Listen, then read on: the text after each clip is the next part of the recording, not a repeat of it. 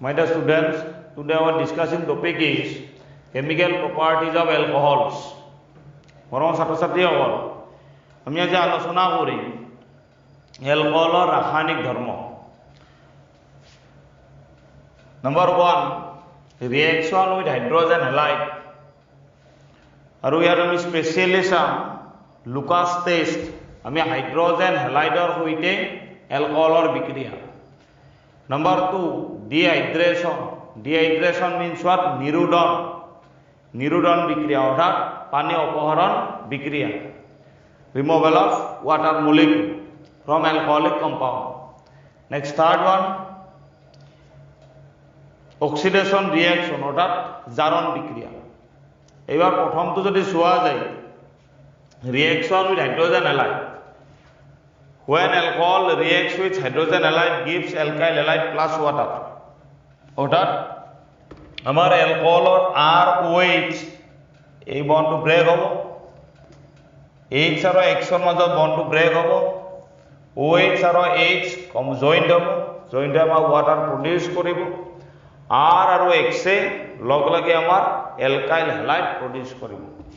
এইটো হ'ব আমাৰ কি alkyl halide.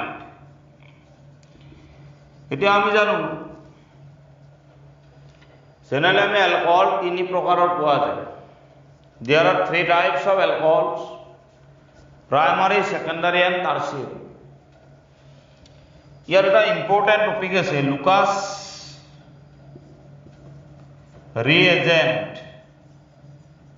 Lucas বিকারক 1:1 ratio of ZnCl to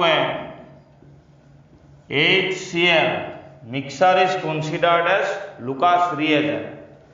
যেতিয়া আমাৰ ZnCl আৰু HCl ৰ ৰেশিওটো 1:1 হ'ব, তেতিয়া আমি যেটো আমি ৰিএজেন্ট পাম বা মিক্সাৰ পাম, সেই মিক্সাৰটো আমি লুকাস ৰিএজেন্ট বুলি কনসিডাৰ কৰা যায়।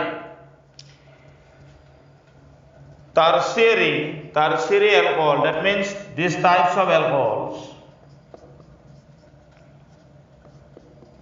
which attach carbons has no hydrogen atom.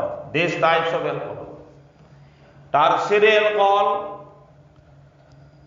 reacts with Lucas reagent very quickly and produce turbidity immediately.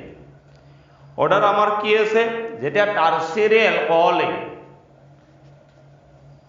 Lucas ৰিএজেন্টৰ লগত ৰিয়েক্ট কৰিব, তেতিয়া ৰিয়েকশনটো যথেষ্ট ফাস্ট হ'ব, অৰ্থাৎ খৰতকীয়া হ'ব।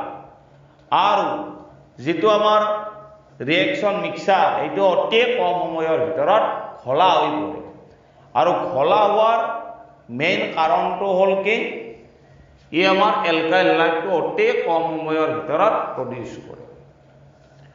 Next, secondary alcohol reacts with Lucas reagent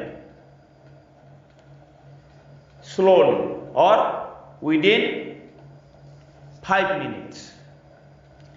এটা কি হ'ব আমাৰ secondary alcohol Lucas reagentৰ লগত আমাৰ প্ৰায় 5 মিনিট সময়ৰ ভিতৰতে বিক্ৰিয়া কৰে আৰু অ্যালকাইল হ্যালাইড অৰ্থাৎ দ্ৰৱটো খোলা কৰি পেলায়। But primary alcohol does not react with Lucas reagent at room temperature or normal temperature.